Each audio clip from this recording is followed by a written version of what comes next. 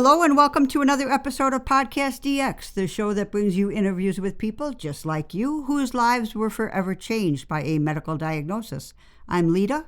And I'm Ron. And I'm Jean Marie. Collectively, we're the hosts of PodcastDX. On today's show, we're speaking with Brandi McAlexander. Brandi is joining us today to talk about lysosomal storage disease. Hi, Brandi. Hi, Brandi. How are you? Hi, everybody. Thank you for having me.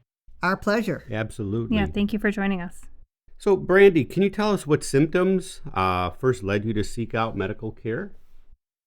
The first thing, I've always been a mover and a shaker. Well, I considered myself a mover and a shaker. And sometime around 2015, 2014, I was working with a multi-state home health agency. And I've been the main breadwinner in our family. My husband is he's a disabled vet. And so he stayed home with the kids and I've always worked. I just started getting so tired. I would sleep in my office. I would shut my office door and I'm managing like 200 employees and I would shut my door and sleep on the floor in the middle of work. And my employees would knock and I'd pretend like I wasn't there. But I was just so tired that I couldn't even get myself up. And then at one point, my foot started hurting. It's the weirdest thing, my foot. And it wasn't like gout kind of pain. Okay. It was on the bottom and on the top. And it was just this excruciating pain. I couldn't wear a shoe. I ended up going into the ER because my mom told me, well, maybe you have a blood clot. You need to get in there immediately. And they couldn't figure it out. No one could figure it out. And it lasted for a month. Wow. And that was kind of like the big what is happening that made me start getting pretty aggressive as my own advocate. Okay. And with the symptoms that you had, was the doctor able to make a diagnosis or did you have to go through extra testing or anything to find out what the symptoms were being caused by? Well, at first, so I live in this really small town, like super small, outside the Navajo Nation, the Native American Reservation in New Mexico. Okay. And we are 250 miles from Albuquerque, and that's the closest town. Okay. And that's where UNM Hospital is. So the doctors here in town were dumbstruck. Sure. I went to a million. Sure. And they did every blood test under the sun. And they kept telling me, you're normal. There's nothing wrong with you. Everything's fine. It's all in your head.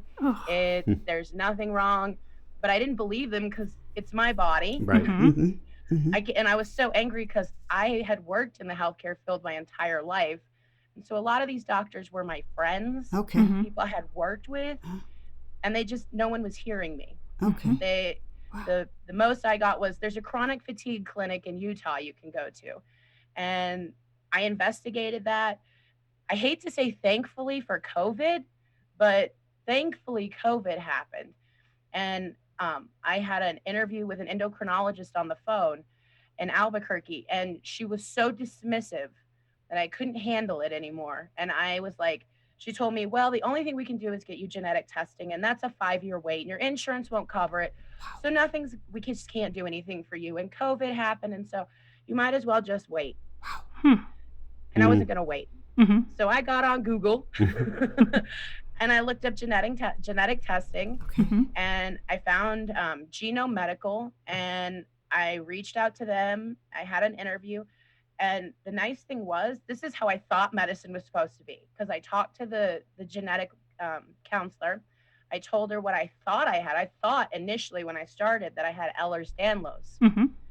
And she tested me, and I do have Ehlers-Danlos, but another gene pinged on their genetic testing. And so we did another one, and then we did another one, and we did 5 of them. And then they diagnosed me with Fabry's disease. So I got both my mom's genetics and my dad's genetics. And it just took me doing it on my own. And I wouldn't have been able to do that if COVID hadn't happened. I don't think I would have done it if COVID hadn't happened. Yeah, no. So, So the insurance didn't cover any of this? You had to do this on your own dime? they didn't even try to bill the insurance. They just told me the insurance won't cover it, so we're not even going to try.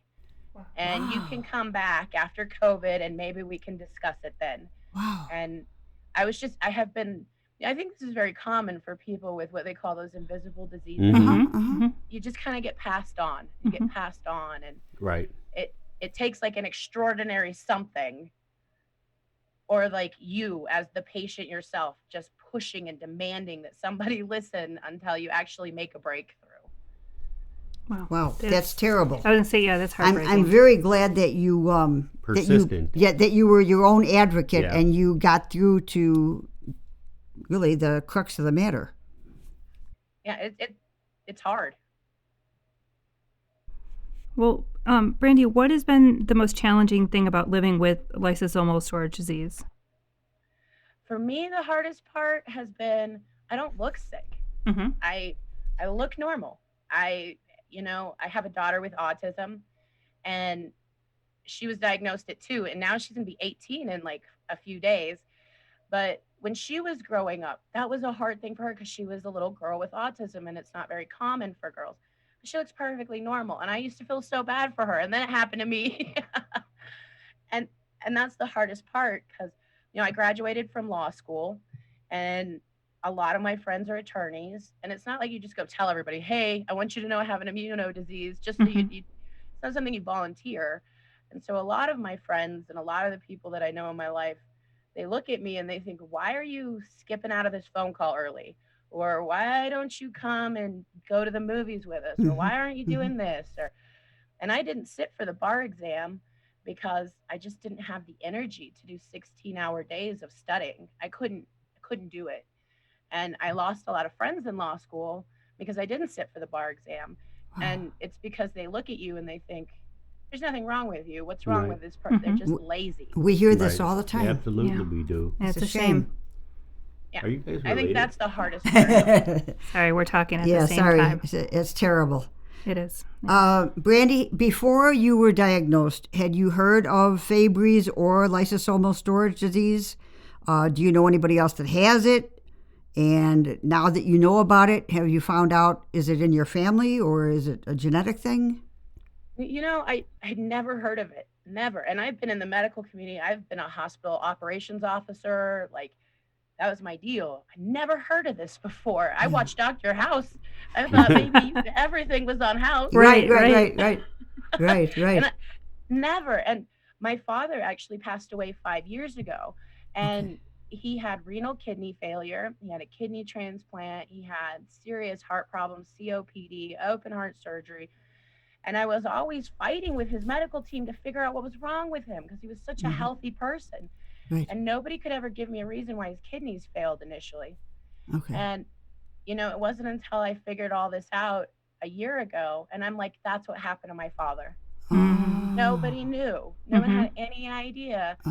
But, and then my great-grandfather had an aortic rupture. Okay. And so looking back in my history and now seeing, now I can see that's been in my family for a while. It's just no one ever tested for it. Right.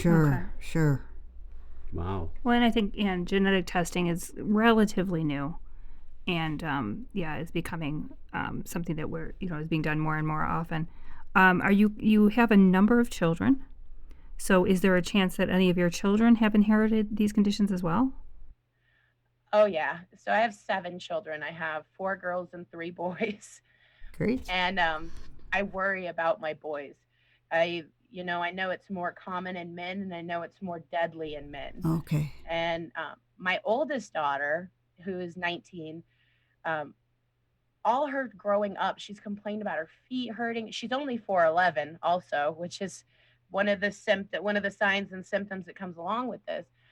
And that's one of the things that we're going to have to look at moving forward with them is they're all going to have to be tested because if I have both X and Y, or both the genetics for it, I know that that's going to be a problem for them. Right. Getting back to the insurance thing, I'm going to go off script a little bit here.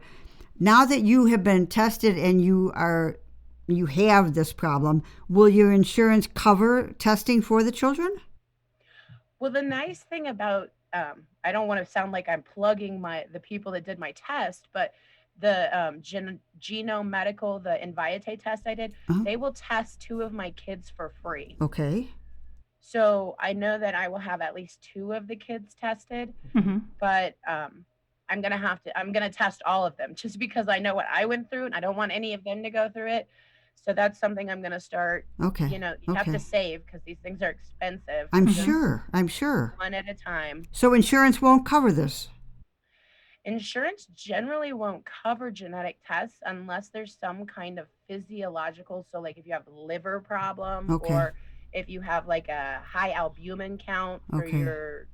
but they won't do it unless there's a lab that coincides with it. And I went for years with perfect lab work and Okay. Right. nobody noticed a thing. Got it. Got it. So Okay. that's kind of the catch-22. Yes. Mhm. Yes. Yes. It's I could see that. available, but it's almost impossible to meet the criteria I to get see. the availability. Okay. Okay. Wow. That's horrible. Wow. And Brandi, how have you and your healthcare team chosen to treat your condition? Well, right now, Mhm. I have a wonderful nurse practitioner. Okay. Love her to death. The problem is she's a nurse practitioner. I'm sure everybody understands how the government hates nurse practitioners versus doctors. So I'm having, she's my mainstay. And I went on the government site and I found a clinic out of New Jersey who specializes in Fabry's disease. And so right now I've put my application in to be part of their clinical study, and I'm hoping that will encourage them Sure. Mhm. Sure. to take me as a patient. Yep. And so that's kind of where I'm working right now because I don't feel like my town is equipped to handle me. And I know that they would like to keep me in my town, but this goes back to being your own advocate. It's really uncomfortable. When you're saying, New Jersey compared to, where are you at? I'm in Farmington, New Mexico. New Mexico. I was thinking Utah. Would you have to actually move your entire family across the country? No, that's not going to happen.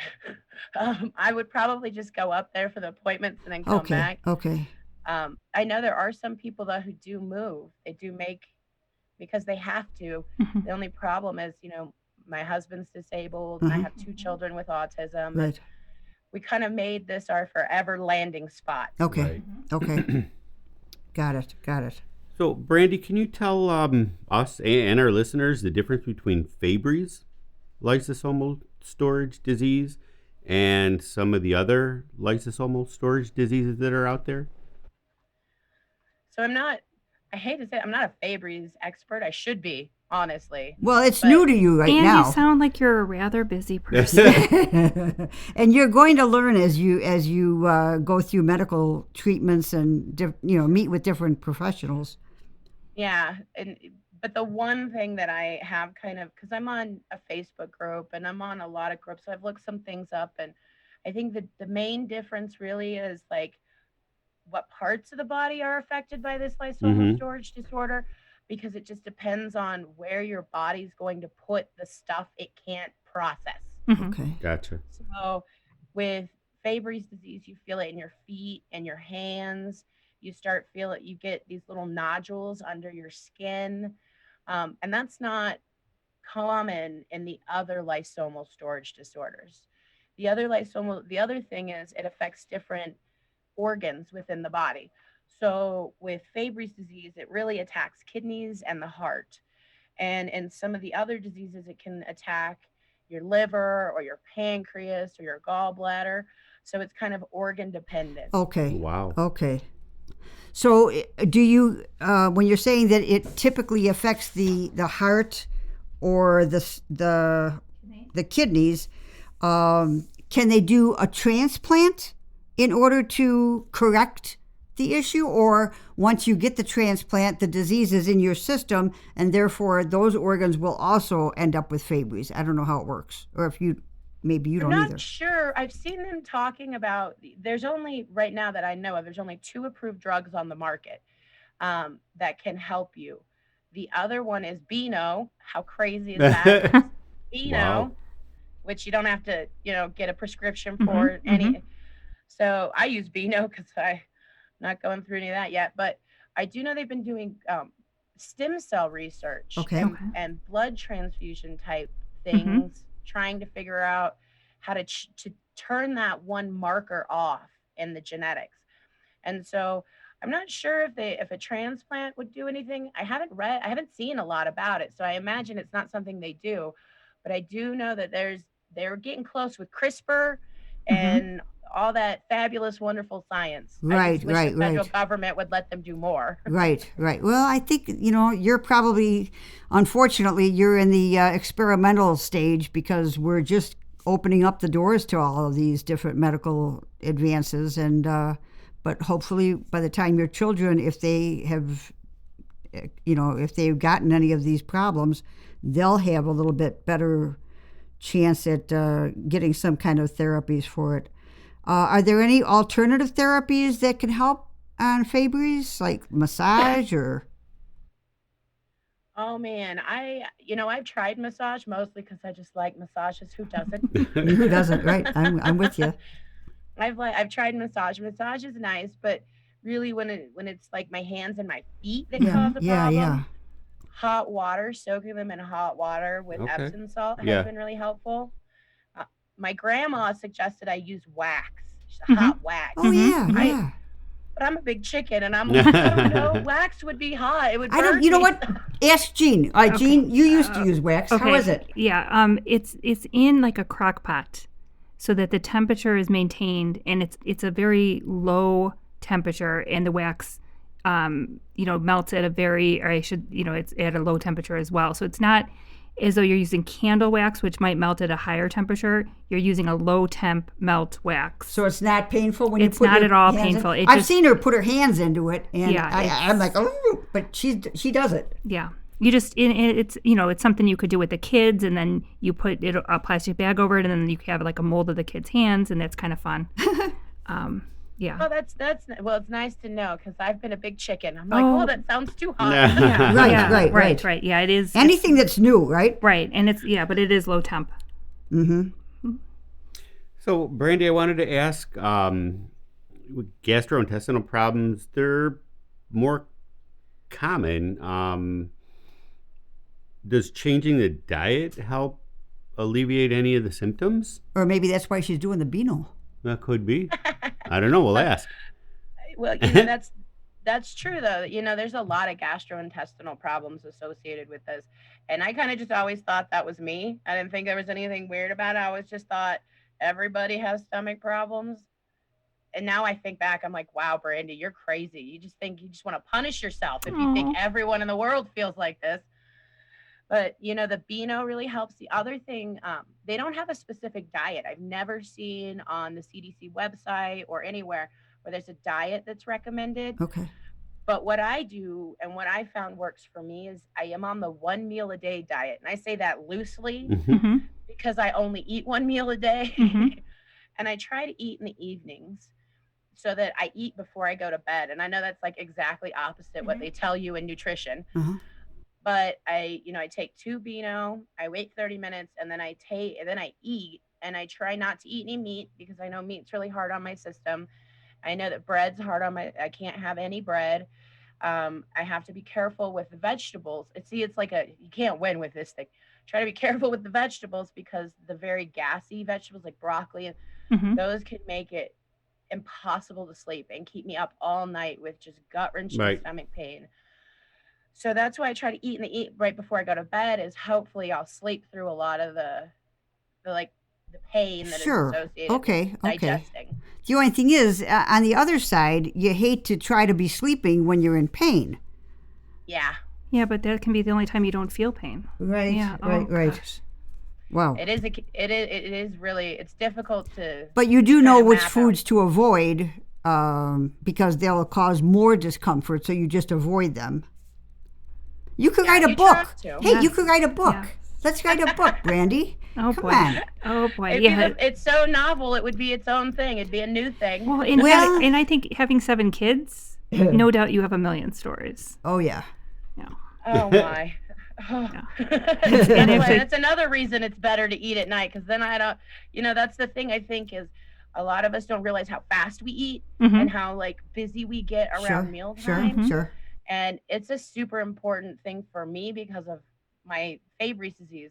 So I can't eat with my kids. Mhm. It just Okay. can't happen because Oh, there's so okay. much talking and moving, and you've got a 6-year-old running this way with a fork, and you got a Right. 19-year-old telling you about her college, and then Right. a 10-year-old redhead who wants to make cookies. Aw. That's it just- adorable. I mean, it sounds It sounds chaotic, but you know what? I'm from a family of 8 kids, so I can really enjoy that chaos. right. And if she doesn't have it, she creates her own. What are you talking about? Yeah, I'm just saying, Ma. All right, moving on. All right. Well, and we were talking about family and everything. Yes. What role has your family taken in your healthcare journey, and how have friends and family helped? And what do you wish friends and family knew too? Oh my husband has been my rock. He has been the number one person in my life who has been there for me, because it is really such an emotional journey from what's wrong to a diagnosis. Mm-hmm. It's almost like a lifetime original, Mm-hmm. the kind of thing you go through. Mm-hmm. And him and I always laugh because he's got a TBI and he's got serious PTSD. So he's got bad memory and he gets irritable easy. And I'm always tired. And so we say between the two of us, we're a whole person. Mm-hmm. And, he's gone to every doctor's visit with me. And you get to a low point when you're trying to go through a diagnosis. And he was there for me to be my voice when I was just so discouraged, seeing doctor after doctor who dismissed me. And he would take over when I would be so sad and I just couldn't talk to anyone. Okay. And he was amazing. And my friends from school, Jill, Amy, and Crystal, they've been amazing. I don't know if you can see my fancy hairdo, but my head's shaved. Because your hair falls out. Part of this is some people's hair falls out. Okay. And it was really embarrassing because you'd have spots, and I didn't want to be a slave to my hair. Sure. Mm-hmm. Sure. So I was like, you're going to be my slave hair. So I cut it off. Okay. Master of my own destiny. Right. And, my friends bought me wigs. Mm-hmm. They wore wigs. They encouraged me. A lot of my friends surprisingly came out and told me, I have the same problem. And so for me, I'm very vain. I'm so vain. I'm like my hair, of all my problems, my hair. And so they have been a huge support for me. And I didn't see that coming. I never expected that kind of support from friends. So. Sorry, I lost my screen there for a second. Go ahead. But yeah, that's fantastic. Kudos to them for being there for you. Ron, you want to walk on Jean since she walked on you? Oh, I'm sorry. I didn't mean to step on anybody. Yeah. No, that's fine. Can you tell us how common this lysosomal storage disease is?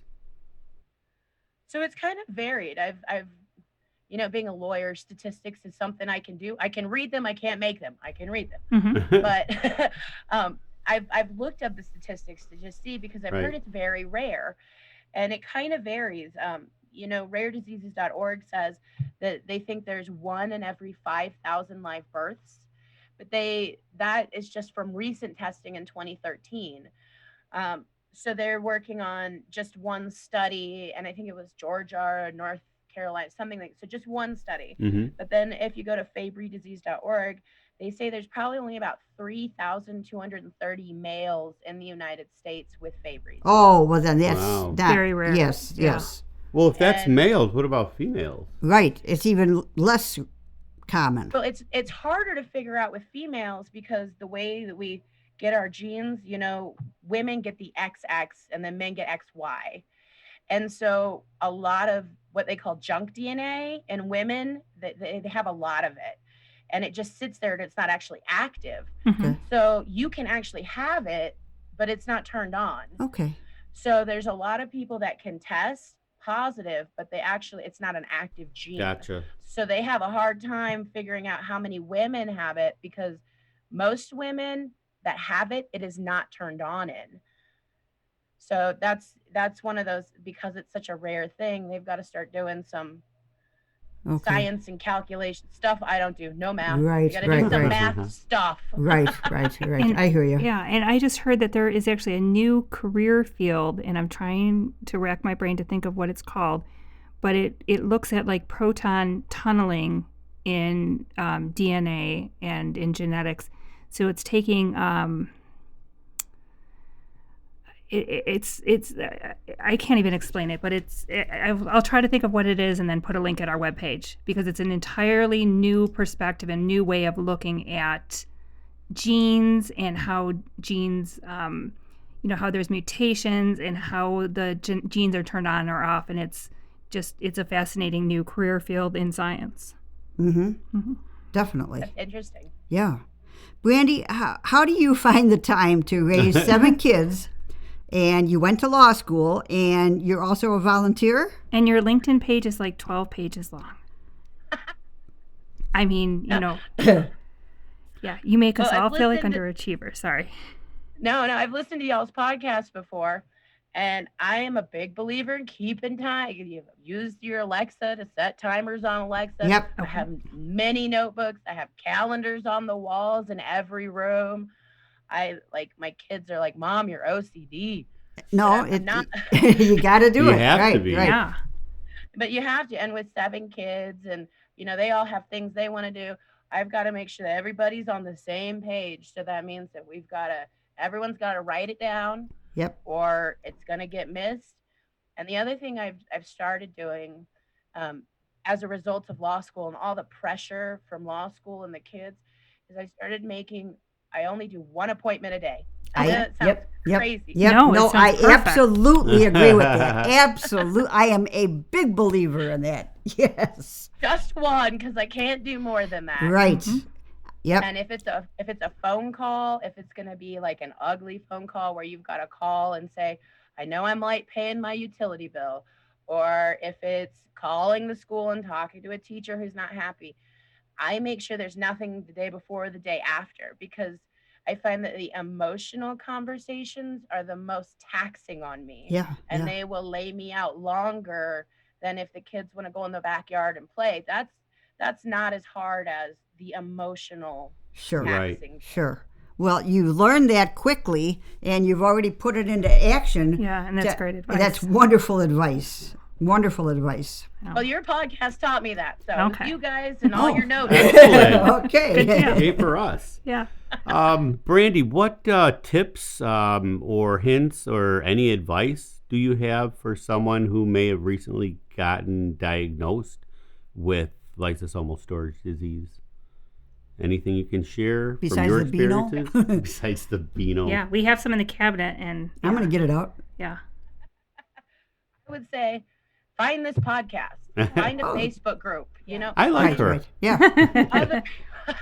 Find other people who have gone on this journey. Sure. It's not a common journey. Mm-hmm.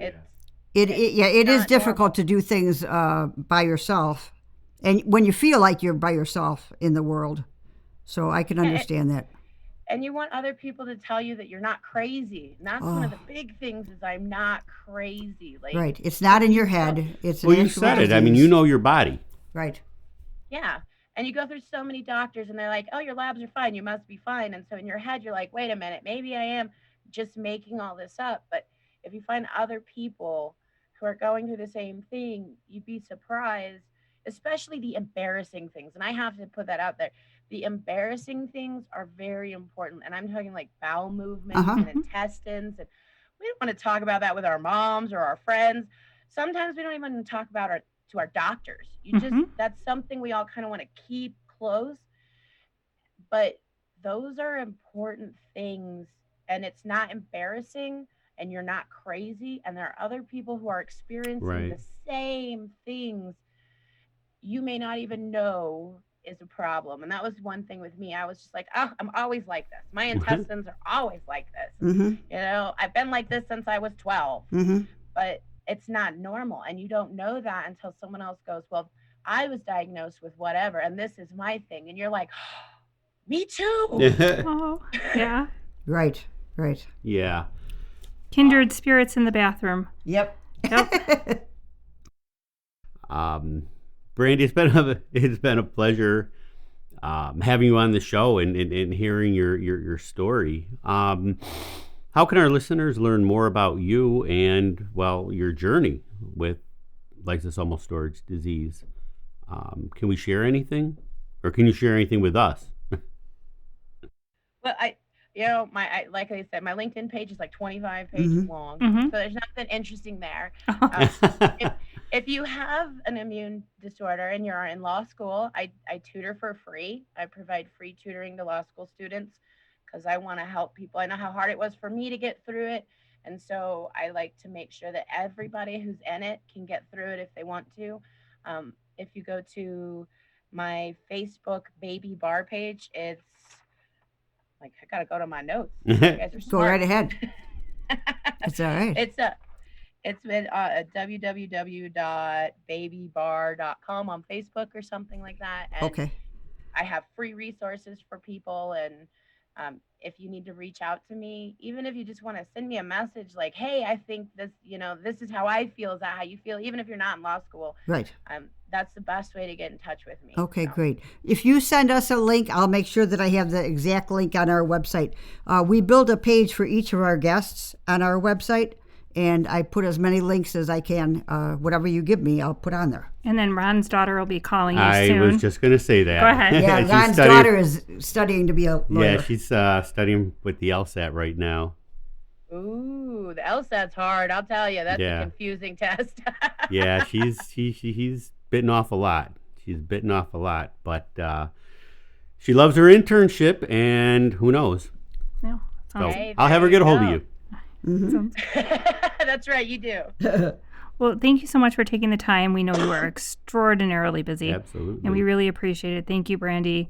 And I know I've learned a lot, and I think our listeners will have learned a lot as well. For sure. Oh, thank you guys for having me. You guys are amazing, and you guys do good work, and you help more people that I think you know. And I encourage everyone to come and listen because you'll learn a lot. Thank you. Thank you. Yes, thank Appreciate you. it. If our listeners have any questions or comments related to today's show, they can contact us at PodcastDX@yahoo.com. We have a website, PodcastDX.com.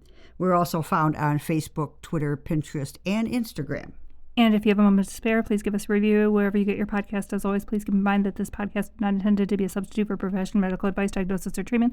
Always seek the advice of your physician or other qualified healthcare provider with any questions you may have regarding a medical condition or treatment and before undertaking a new healthcare regime. And never disregard professional medical advice or delay in seeking it because of something you have heard on this podcast. Till next week.